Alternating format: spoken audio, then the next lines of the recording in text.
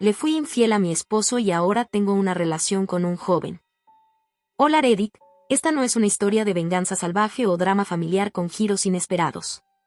Es solo la historia de mi vida, cómo mi matrimonio se deterioró y cómo lo que muchos considerarían una infidelidad me ha cambiado la vida. Pero primero, un poco de contexto sobre cómo conocí a mi ahora ex. Todo comenzó una agotadora noche de viernes en urgencias. Llevaba 18 horas sin dormir, los pies me dolían, y mi bata blanca había perdido su frescura, cuando me senté a tomar un café frío en la sala de descanso y él entró. Con el cabello desordenado, la mirada fija, y ese aire altivo de los residentes que se creen semidioses, preguntó, ¿tú eres la interna nueva? Levanté mi taza en un brindis sin ganas y respondí, sí, doctora Romero, encantada de no dormir contigo. Él se rió, no sé si por la ironía o si le gustó mi respuesta. Se llamaba Julián Robles, residente de segundo año en cardiología, siempre apurado, siempre un paso adelante, como si el tiempo se le escurriera entre los dedos. Coincidimos en un caso complicado de infarto. Yo apenas aprendía a canalizar venas con seguridad, mientras él daba órdenes con voz firme. Me deslumbró, no por su seguridad, sino por su manera de ver a los pacientes, como si pudiera ver su alma a través del monitor. Nos fuimos conociendo en turnos de 24 horas, entre cafés a escondidas, diagnósticos fallidos y risas robadas en pasillos vacíos.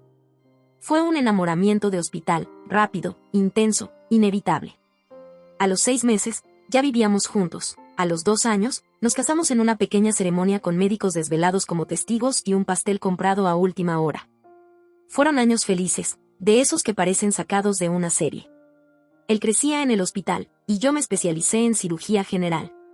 Nos cruzábamos en quirófanos, nos dejábamos notas en los lockers, y nos peleábamos por pequeñas cosas, la pasta dental sin tapar, las llamadas no contestadas, los turnos que nunca coincidían. Pero todo cambió 3 años después. Infertilidad primaria de causa ovárica, leí en voz baja, sola en el estacionamiento del hospital. El papel temblaba en mis manos, presagiando el fin de ilusiones, de nombres de bebés anotados en libretas, de habitaciones pintadas de verde agua. Esa noche, lo esperé despierta. Cuando llegó, aún con la bata colgando del brazo tras 3 cirugías, no le había dicho nada. ¿Todo bien?, preguntó mientras dejaba las llaves sobre la mesa. No, me levanté y le extendí el sobre sin más. Lo leyó en silencio, lo releyó, y solo dijo, lo intentaremos con tratamientos, in vitro, lo que sea. No te preocupes. Ya lo intentamos, no es una opción viable. Me senté en el sofá, mi voz quebrándose, Julián, no vamos a poder tener hijos. Él no lloró, no gritó, no dijo nada. Solo se sentó a mi lado y me tomó la mano, pero su mirada estaba ausente, como si ya pensara en otra cirugía, otro paciente, otra vida que no fuera la nuestra. Después de eso, algo se rompió, no de golpe, sino como una gota constante sobre una piedra. Pasamos de cenar juntos a comer solos, de hablarnos al oído a enviarnos mensajes de texto. Yo me sumergí en mis clases universitarias, él en su especialidad. Éramos 2 extraños compartiendo casa y calendario, pero no sueños. Lo peor es que ninguno lo dijo en voz alta, porque a veces, el silencio es más cómodo que la verdad. No sé en qué momento dejamos de besarnos antes de salir, ni cuando empezamos a comer sin hablar o a dormir dándonos la espalda, pero un día me di cuenta de que el silencio ya no era incómodo, era rutina. Después de los resultados y los intentos fallidos de mantenernos fuertes, todo se volvió automático. Él salía temprano, a veces antes del amanecer, y volvía entrada la noche. Yo también pasaba horas en quirófano, pero al regresar, la casa estaba vacía, o peor, llena de su presencia ausente. A veces me hablaba de alguna operación complicada o de un nuevo caso que lo fascinaba. Yo lo escuchaba, asentía, pero una parte de mí ya no estaba ahí. Una tarde de sábado, sentada frente al computador con una taza de café, abrí por impulso una página de vacantes universitarias. Siempre me había gustado enseñar. Durante la residencia disfrutaba explicar cosas a los internos, aunque tuviera que repetir lo mismo 1000 veces. Postulé sin mucha esperanza, pensando que al menos me entretendría esperando el rechazo, pero para mi sorpresa, me llamaron para una entrevista. Semanas después, tenía una plaza de medio tiempo como profesora de anatomía y procedimientos quirúrgicos en la Facultad de Medicina. Cuando se lo conté a Julián, durante una de las pocas cenas que compartimos ese mes, dije, removiendo el arroz en mi plato como si fuera arena, hoy me llamaron de la universidad, empezaré a dar clases 2 días a la semana. Él levantó la vista, sorprendido. ¿Vas a enseñar? Sí, me hacía falta algo más, algo que me conectara con otra parte de mí, Quiero sentir que sirvo para algo más que cortar y suturar. Está bien, fue todo lo que dijo, y volvió a mirar su celular. Ni un felicidades, ni un me alegra por ti, solo un asentimiento vacío. Fue entonces cuando empecé a sospechar que había algo más. No lo descubrí por un mensaje extraño o una llamada a deshoras. No había perfume en su ropa ni marcas de labios en su camisa. Pero su ausencia tenía otro olor, otro ritmo, otra temperatura. Volvía más tarde de lo habitual, incluso sin cirugías programadas, y no respondía a mis mensajes con la misma rapidez. Había momentos en que lo miraba y sentía que su mente estaba a kilómetros de mí. Aunque mi intuición me gritaba lo que no quería oír, decidí no buscar pruebas, porque si las encontraba, ¿qué haría? ¿Lo enfrentaría? ¿Lo dejaría? ¿Y después qué? ¿Volver a una casa vacía, pero ahora con certezas en vez de sospechas? No, preferí la comodidad del autoengaño. La tristeza, al menos, me era familiar, el conformismo, un refugio silencioso. Me refugié en las clases, en mis alumnos, en el aroma de los marcadores sobre la pizarra blanca. Me sentía viva al explicar, al guiar, al ver rostros jóvenes con hambre de conocimiento. Ellos me miraban con admiración, me hacían preguntas, me agradecían. Julián, en cambio, ya no me miraba. Una noche, lo vi quedarse dormido en el sofá, con el televisor encendido. Caminé hasta él con una manta, lo observé unos segundos, tenía la frente fruncida incluso dormido. Me pregunté si soñaba con otra mujer o si simplemente ya no soñaba conmigo. Lo cubrí sin decir nada y apagué la luz, no quise despertarlo, porque ya no sabía cómo hacerlo. Pasaron 2 años desde que empecé a enseñar, 2 años desde que dejé de buscar respuestas en el fondo de una copa o en los horarios de mi esposo. La medicina práctica fue cediendo espacio a los salones blancos y las pizarras electrónicas. A veces extraño la tensión de la sala de operaciones, el olor a antiséptico, el ritmo acelerado de una emergencia, pero enseñar me devolvió algo que había olvidado que tenía, pasión e identidad. Entre bisturís y corazones rotos, dejé de ser mujer, me volví función, rutina, una sombra que compartía casa con otra sombra. Con Julián seguíamos juntos, si es que a eso se le puede llamar estar juntos. Dormíamos en la misma cama, pero nuestras manos no se tocaban. Desayunábamos en silencio, como 2 actores siguiendo un guión que ya nadie creía. A veces me sorprendía viéndolo y preguntándome si alguna vez lo amé de verdad o si solo amé lo que creí que era. Lo curioso es que ninguno de los dos hablaba de separarse, no había escándalos ni discusiones, solo una especie de tregua helada, cómoda, como una manta vieja en invierno. Yo encontré calor en otro lado, no en otro hombre, no aún, sino en mi aula. Me gustaba entrar al salón y sentir como los alumnos se callaban al verme, no por miedo, sino por respeto.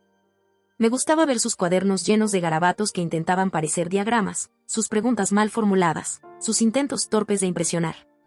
Me recordaban que la vocación es una chispa que, si la cuidas bien, nunca se apaga. Y esa chispa volvió a encender algo en mí. Era el primer día del nuevo ciclo, aula llena, nombres nuevos, caras jóvenes. Estaba revisando la lista mientras hablaba sobre el sistema óseo cuando mi mirada se cruzó con él. Cabello castaño, ondulado, mirada intensa pero curiosa. No era el más aplicado ni el más participativo en esa primera clase, pero algo en su forma de observarme me incomodó, y no de forma negativa. Era como si me viera de verdad, no como una doctora, no como una mujer mayor, sino como alguien viva. Volví a mirarlo un par de veces sin darme cuenta. Cada vez que lo hacía, él ya me estaba mirando. Se llamaba Emiliano, 19 años, segundo semestre de medicina, un chico brillante, aunque algo distraído. Esa noche, al llegar a casa, me quité los tacones con desgano y pasé por la sala. Julián dormía otra vez en el sillón, con la laptop abierta sobre el pecho. Cirugías, siempre cirugías. Me detuve unos segundos, lo observé, y no sentí nada, solo nada. Caminé hasta la cocina, serví una copa de vino, y por primera vez en años, me descubrí sonriendo sin motivo. Fue entonces que entendí lo que realmente me asustaba. No era la posibilidad de que Julián me fuera infiel, era la posibilidad de que yo pudiera empezar a hacerlo. Decidí mantenerme firme, profesional, intachable. Había una línea invisible entre Emiliano y yo, y me repetía a diario que no debía cruzarla, no por él, sino por mí, porque sabía que si lo hacía, no habría regreso. Durante ese año escolar lo vi cada martes y jueves en el aula 205, puntual, atento, con esa mirada inquisitiva que parecía buscar algo más allá de los huesos y los músculos. Nunca me faltó el respeto, nunca fue obvio, y quizás por eso era más peligroso. Gracias por la clase, doctora, me decía a veces al final, cuando todos ya se iban. Buen trabajo hoy, Emiliano, le respondía, fingiendo que era solo uno más. Pero sus ojos no eran uno más, eran un susurro constante que me desordenaba por dentro. Recuerdo un día en que me detuvo en el pasillo, había pasado un examen importante, y le puse una nota casi perfecta. «¿Le puedo hacer una pregunta?», dijo, con esa sonrisa medio culpable. «Claro. ¿La nota es porque lo hice bien o porque le caigo bien?». Me tomó unos segundos responder, «Las dos cosas», le dije, con una sonrisa que no supe controlar.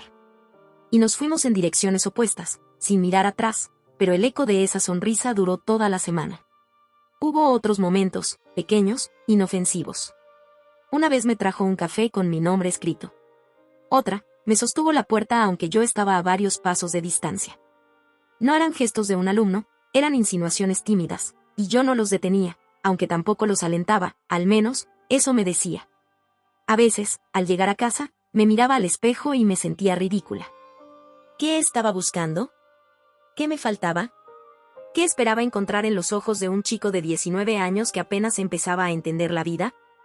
No tenía respuestas, solo sensaciones y un vacío cada vez más grande. El año terminó, las clases también. Me despedí del grupo con una mezcla de alivio y nostalgia. A algunos los recordaría con cariño, a otros los olvidaría en semanas. A Emiliano, sabía que no podría olvidarlo.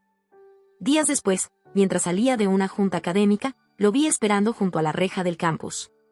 ¿Esperabas a alguien?, le pregunté, sorprendida. ¿A usted? Mi corazón, traicionero, se aceleró. ¿Todo bien? Sí, solo quería saber si me puede dar su número. Hizo una pausa. Me gustaría consultarle algunas dudas médicas. Ya sabe, ahora que no somos profesor y alumno.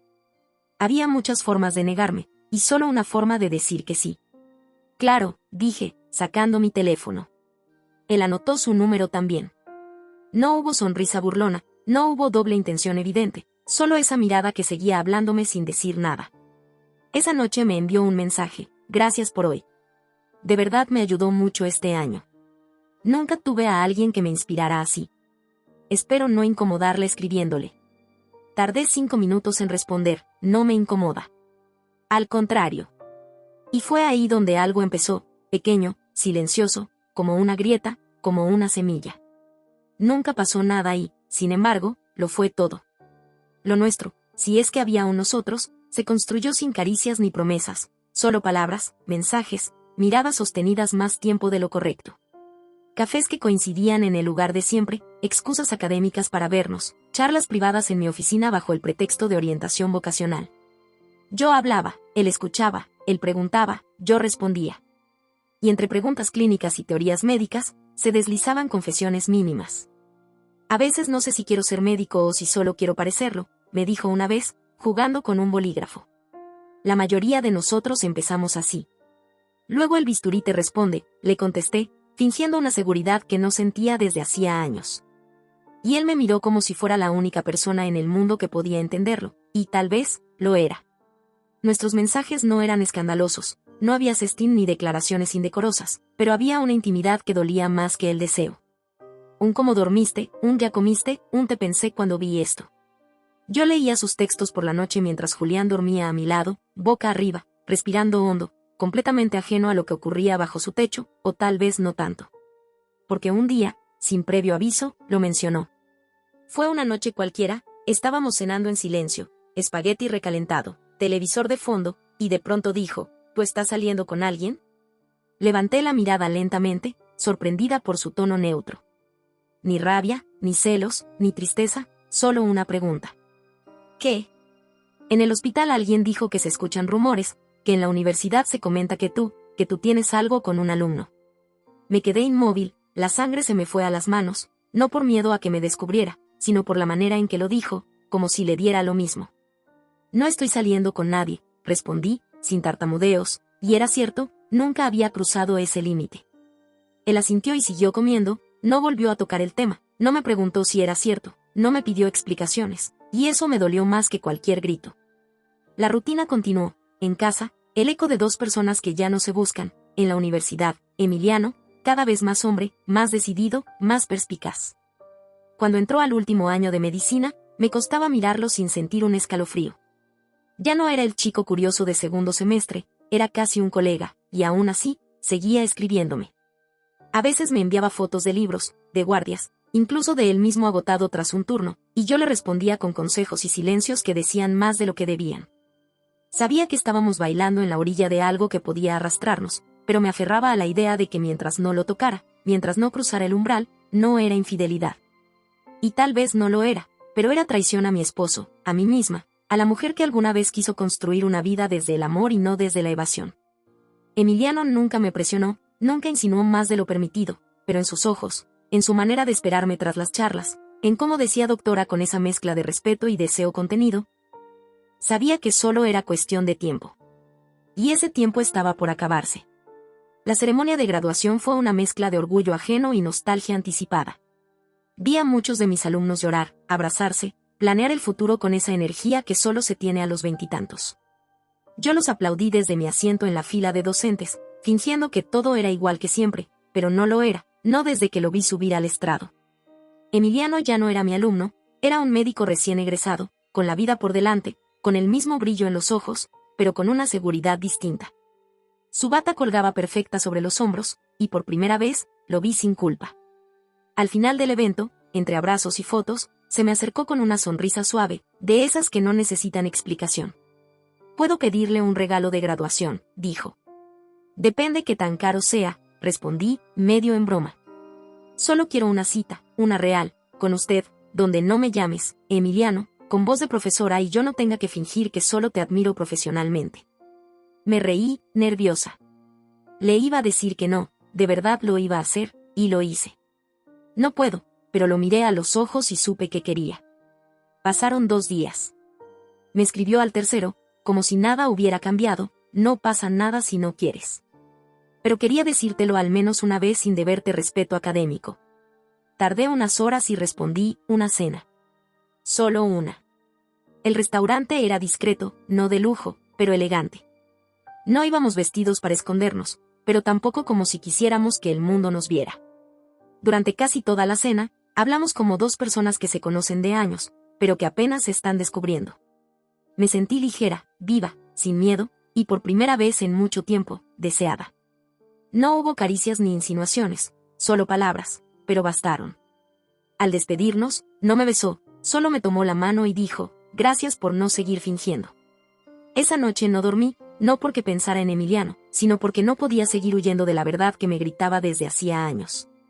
Mi matrimonio era una habitación cerrada sin ventanas, y yo llevaba demasiado tiempo fingiendo que aún respiraba aire limpio ahí dentro. A la mañana siguiente, mientras Julián preparaba café en silencio, lo miré con una mezcla de ternura y pena. Supe que él también lo sabía, solo estaba esperando a que yo lo dijera en voz alta. «Tenemos que hablar», dije, sentándome frente a él. No levantó la vista de su taza. «Sí. Supongo que sí. Nuestra relación», respiré hondo, «está muerta, Julián. Hace años que solo compartimos techo. No hay amor. No hay ganas. Solo costumbre». Él asintió, lento. «Lo sé, pero no quería ser yo quien dijera algo. Sentí que si tú aguantabas, yo también podía hacerlo. Como una deuda compartida. No podemos seguir así». «No». Hubo un largo silencio, no incómodo, solo inevitable. «No te odio, Julián», le dije. «Ni yo a ti, pero ya no hay nada. Y eso también es una forma de decir adiós». Esa tarde salí a caminar sola, sin rumbo. Por primera vez en años, me sentí ligera. El matrimonio no se rompió por Emiliano, se rompió mucho antes. Él solo fue el espejo en el que me vi y me reconocí. Las cosas se movieron más rápido de lo que imaginé después de esa conversación. El divorcio fue limpio, triste sí, pero sin drama. Firmamos los papeles en silencio, como 2 adultos que saben que ya no hay nada que rescatar.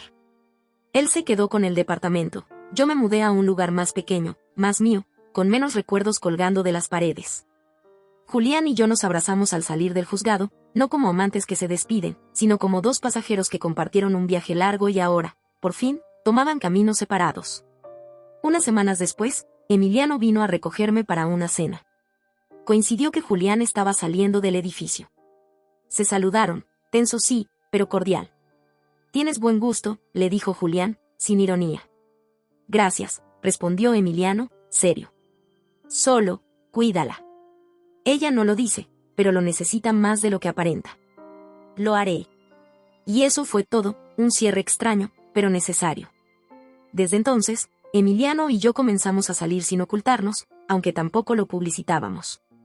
Íbamos al cine, a restaurantes, incluso a eventos médicos donde ya no era su profesora, sino su pareja.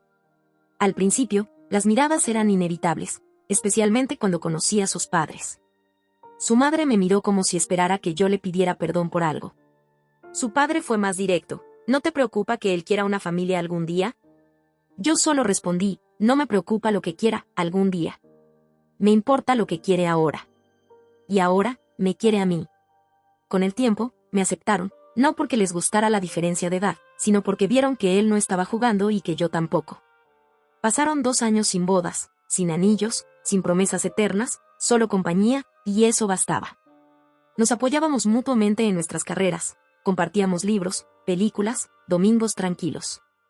Emiliano me enseñó a mirar hacia adelante sin el peso del pasado. Una noche, mientras preparábamos la cena, me preguntó, ¿nunca pensaste en adoptar? Me congelé por un segundo. Sí, hace años, pero siempre sentí que, para ser madre, tenía que tener una vida estable, una familia completa. Y cuando descubrí que no podía tener hijos, todo eso se fue con la noticia. ¿Y si yo te dijera que no quiero hijos? Nunca. Nunca. Solo quiero estar contigo, me dijo completamente seguro de sus palabras. Lo miré. Era joven, tenía tiempo para cambiar de opinión, pero por ahora, lo decía con convicción. Entonces yo también estoy aquí. A veces me despierto por las noches y lo observo dormir, su espalda firme, su respiración tranquila. Y una parte de mí, inevitablemente, se pregunta, ¿qué pasará cuando yo tenga 55 y él apenas cruce los 35? ¿Y si un día se da cuenta de todo lo que se está perdiendo? ¿Y si, sin decirlo, empieza a alejarse como lo hizo Julián? Las dudas no desaparecen, no soy tan ingenua, pero he aprendido que el miedo no es razón suficiente para renunciar al amor. Así que, por ahora, lo abrazo, cierro los ojos y elijo quedarme. Porque aunque no sé cuánto durará, sé que es real. Y en esta etapa de mi vida, eso es más de lo que alguna vez soñé. Tal vez algún día haga una actualización de mi historia y les cuente un triste final porque estoy consciente de que hay muchas cosas que pueden salir mal en mi vida, pero por ahora, solo es una recopilación de momentos que, hasta el momento, no han salido tan mal. ¿Ustedes qué piensan de esta situación? Déjenme sus comentarios abajo, me encantaría leer sus perspectivas.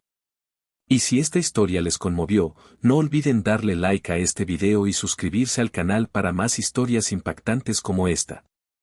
Nos vemos en el próximo video.